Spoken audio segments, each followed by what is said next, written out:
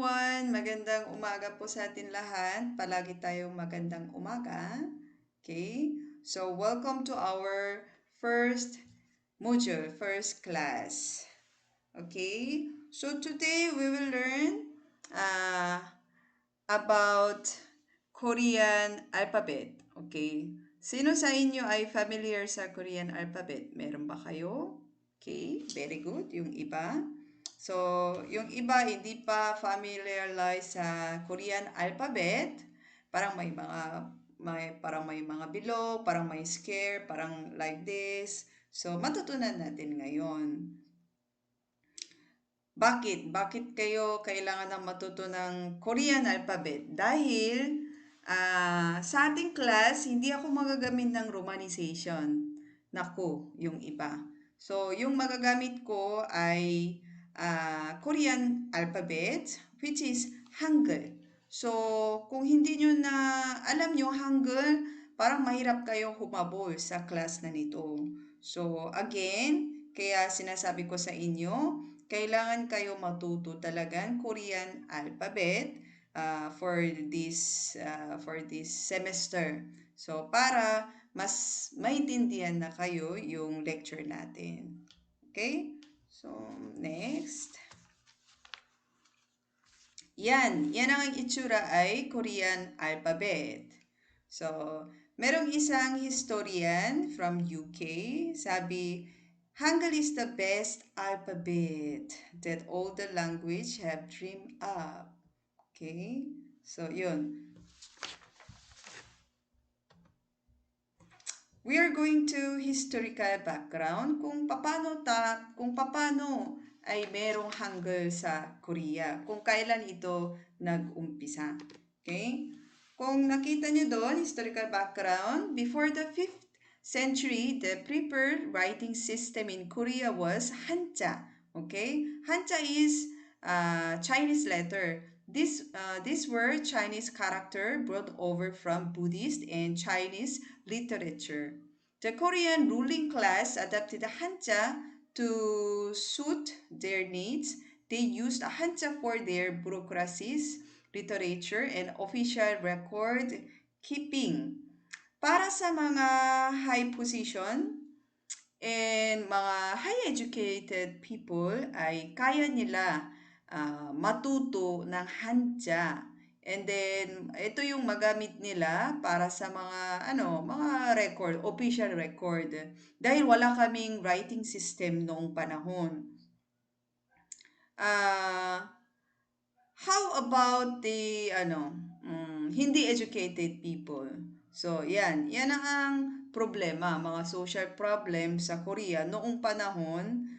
Dahil itong Hanja na to ay, kung sabihin na natin yung mga Chinese letter ay, kung gusto mo makikipag-communicate with sa Chinese people or Chinese, kung gusto nyo makakapagbasa, at least na you need to 2,000 character you need to memorize. Yan ang recommendation. So, ako rin ilan mga character lang alam ko. Yung iba, hindi ko rin alam. Hindi din ata maabot ng mga 50, mga just few. So, yun. Kailangan talagang mag-aaral na aral ka para malaman mo na yung Hanja. So, yung mga high position or high educated people, umupo lang sila, nagbabasa lang ng book, kaya nila. Pero how about the mga farmers, yung mga tao na palagi andun sa bukid mula umaga hanggang gabi, wala talaga silang pakain kung wala silang hanap buhay, talagang mahirap talaga yun sila matuto ng Hanja, 'di ba?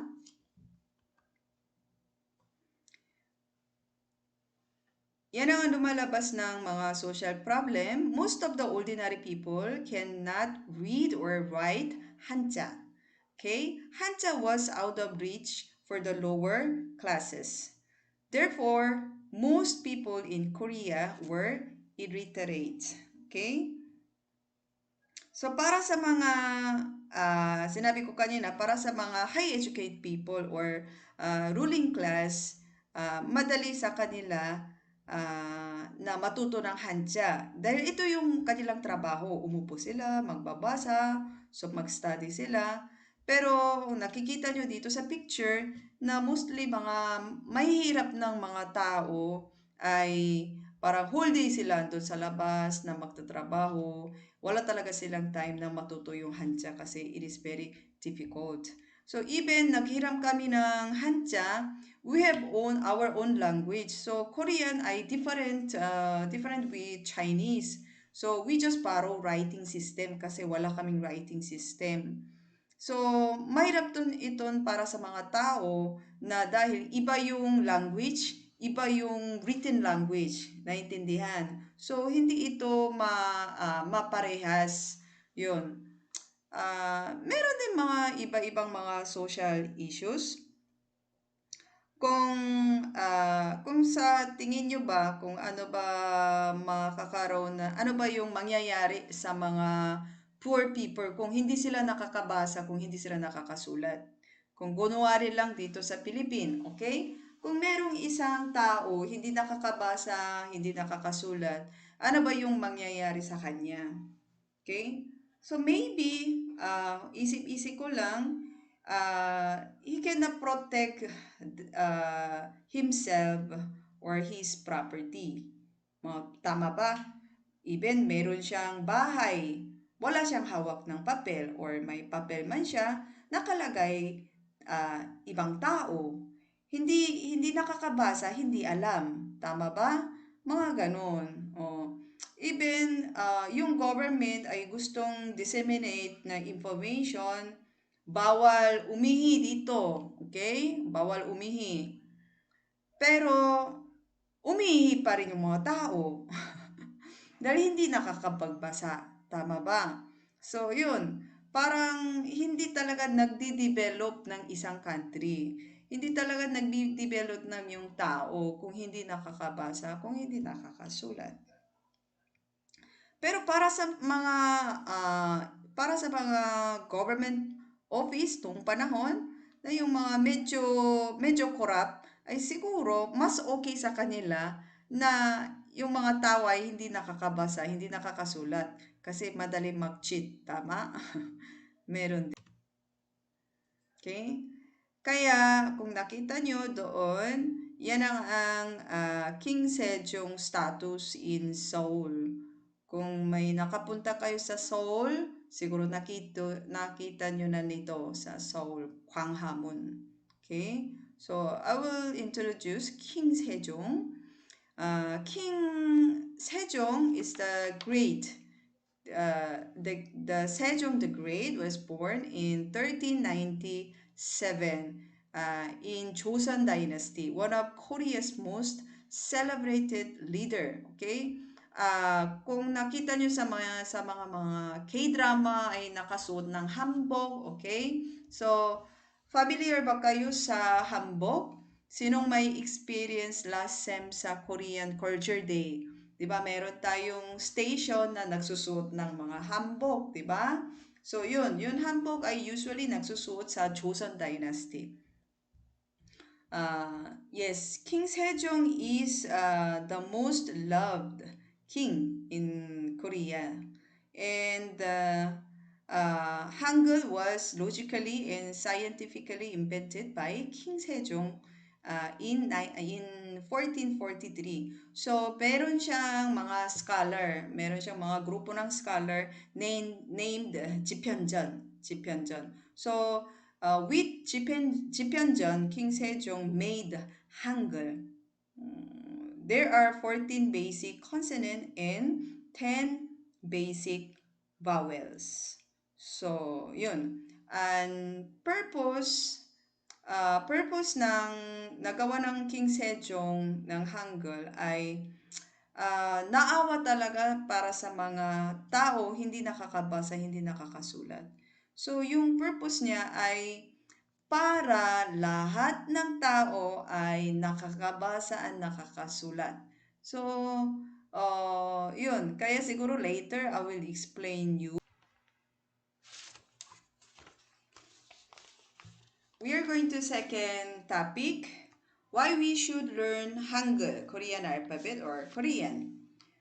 Number one, While exact origin of many modern writing systems can be nearly impossible to trace, Hangul is the one language that has an inventor had even comes with a user's manual guide. Okay, example, um, familiar tayo sa English, 'di ba? Yung mga alphabet. So, narinig nyo na ba kung sinong nagawa ng alphabet? Alam nyo na ba yung alphabet ay kailan nagawa? O hindi nyo alam, di ba? Example na Chinese, alam nyo na kung sinong nagawa ng Chinese letter. Or kung kailan nagawa ng Chinese letter. So, hindi alam. So, most of the language, most of the writing system in modern ay talagang mahirap ito mag-trace kung kailan ito nag-umpisa, kung sino ito nagawa. Pero Hangul is the one language that has an inventor. Sino? Si King Sejong. Okay? And also comes with a user's manual guide. So mamaya, explain ko kung anong ibig sabihin ng user's manual guide. Okay? So, parang meron din siya ng explanation. Ito, bakit ganito? Ito, bakit ganito? Para yung mga tao ay madali maintindihan. Okay, we're going to number two. The invention of Hangul was a great deflection of King Sejong's humanism. Okay? So, yung kanina, una, sinabi ko sa inyo na uh, yung only purpose of the King Sejong ay lahat ng tao ay nakakabasa at nakakasulat. Okay, tama ba? So he wanted everyone to be able to read and write Hangul. Okay, that is only one purpose. So it was developed with the sole purpose of being easy to learn. Uh, etong Hangul, Korean alphabet ay sinabi very easy or easy and scientific. Okay? So, easy writing system.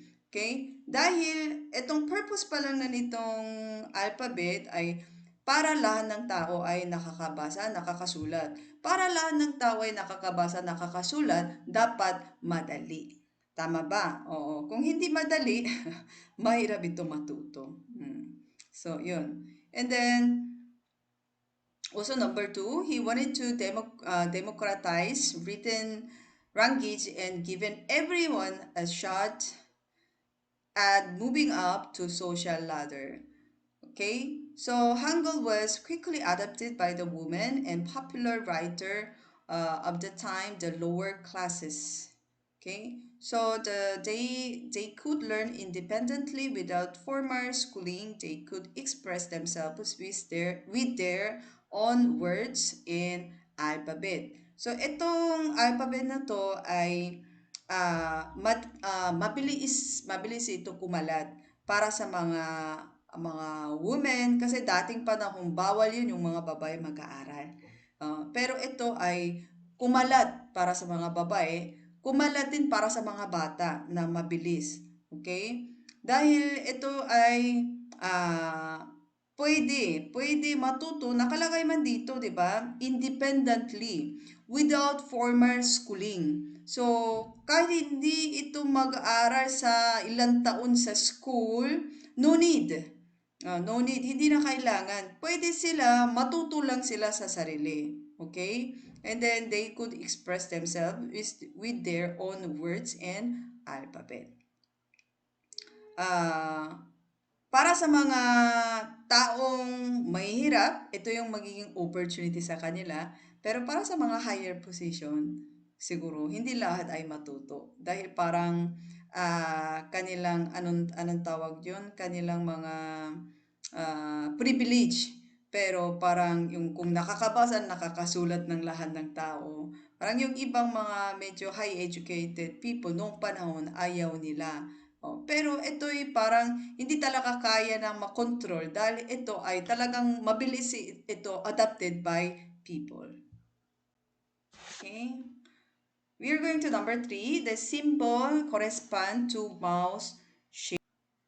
The shape of the symbol in Hangul are based on the physical actions you need to make produce the sound. This makes them easy to remember. Okay? So, example, sound of the G, okay? Like romanization as G or K, okay? G, or a K sound. Um, Present the back of the tongue pressed up against the speaker's soft palate.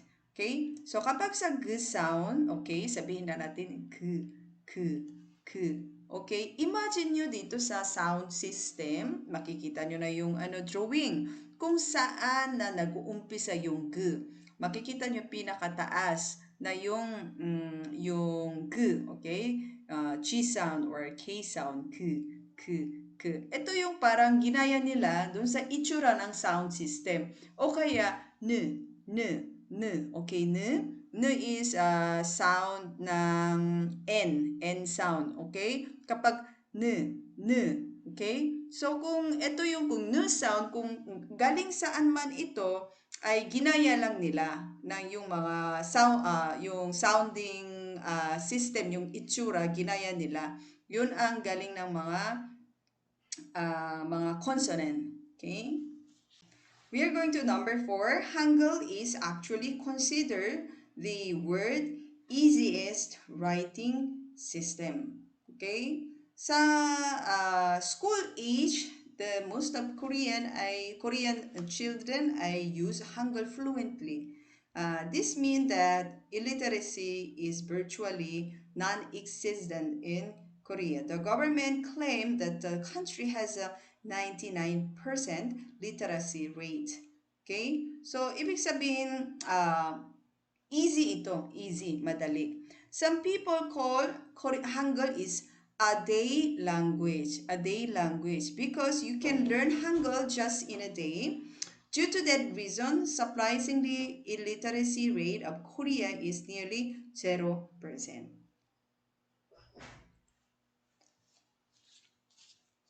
So, this goes back to the fact that Hangul was made so that less educated people could easily read and write. The writing system, therefore, has easy of use built into its design. Today, it's one of the most logical and efficient writing system in the world. Okay? Kung yung purpose nito ay lahat ng tao ay makakabasa, makakasulat, ibig sabihin kailangan madali, kailangan easy, tama ba? O, kaya itong Hangul na to ay kung may willing kayo kung tutuusin, you can master in a day. So, kaya sinasabi one day language. Okay? We are going to number 5. With the Hangul 28 origin letters, they say you can make 11,172 syllables. Okay? So, if you know Hangul, you can express any sounds of the word. Hindi na kailangan na ma-memorize ng 10,000 letters. You just to memorize 28 sounds. Okay? 28 letters. You can make any sounds of the word. Okay? Sa English, kung sabihin natin sa English or even Tagalog, yung writing system ay letter by letter. Okay? Letter by letter, even vowel o consonant, basta isa-isa lang siya magsusulat. Tama ba? Pero in Korean writing system, we have syllable block. Okay? Nakikita nyo dito sa right side yung syllable block. Okay. So, sa Korea, walang yung single letter lang ay makakasound ay wala. So, kailangan combine na yung consonant and vowel para makakapag-sound na siya. So, syllable block by syllable block. Okay, naiintindihan? So, per syllable siya magsa-sound, per syllable. Hindi per letter. So, wala yan single na consonant lang or vowel lang magsusulat ay wala. Okay? So, per syllable. Okay, we are going to number 6. Korea is perhaps the only country in the world to have a holiday to celebrate the development of its writing system known as Hangul. Okay? We celebrate October 9 ay Hangul Day. Hangul Day in Korea. It's a holiday in Korea. So, ito ay nagse-celebrate for linguists, writers, language educator, and frankly, anyone else who cares about language. Okay? We celebrate Hangul Day because we know that na kung kailan ito nagawa. Tama ba? Oo. Pero yung other languages, hindi, mahirap ito magse-celebrate din dahil hindi natin alam kung sinong nagawa o kailan nag-uumpisa. Pero Hangul is the only one language has a inventor and also kung kailan ito nagawa. Okay, we are going to number 7. Oxford University in England evaluated lots of main language around 30 countries about rationality, creative, and scientific. As a result, Hangul was a top of the many languages. Oh, galing ha? Also first published a Hangul book called it 훈민정음. Okay? 훈민정음 is like a original Hangul. Pero ngayon ay 훈민정음 ay original. We use the modern Hangul. Parang may konting iba na siya. Yung hindi masyadong magagamit ay nawala yun. So, yun. 훈민정음 is the original of Hangul. Was designated World Heritage of UNESCO in 1997. Hangul is the only language that we can know who made Hangul and when was made and what is the principle which was made. Yung principle na sinabi ko kanina na merong nakikita nyo yung shape, di ba? Yung g sound, kung saan galing, n sound, kung saan galing, paano ito magsa-sound, di ba? May mga guideline na yon. So, there is no anywhere like this language. Okay, so exercise lang. Let's look at the Korean alphabet, 24 letters in a phonetic chart and learn to read. Understanding the meaning of the words is a whole other thing, so totally different. The phonetic Hangul chart showing consonant in a column and vowel in the rows. Learning Hangul is like a math, like a timetable. Trace the finger across the chart until they meet.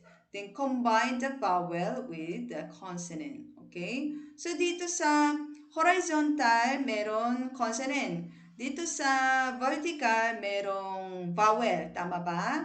So, yun. Sa una, sa g sound ay kung mamit na sa vowel a, so yung sound niya magiging ka. Tama ba? And then, merong n sound. Kung makita doon sa a sound ay magiging na. Okay? We're going to do sound, do, plus a, magiging da. And r sound plus a, magiging ra. Mga ganon. Ito ay actually, guideline lang siya. So, meron siyang romanization. Pero in actual, we are not using romanization, ha? You need to memorize the sound. Pero don't worry, we are learn this one. We are going to learn this one next few lessons. It is a just exercise para familiar kayo sa syllable chart. Okay? So, yun. That is our lesson about the Korean alphabet. Ano ba? Gusto nyo matuto pa ng Korean alphabet? Okay. So, sinasabi ko sa inyo, Korean alphabet is tinatawag din nila na day language. Okay?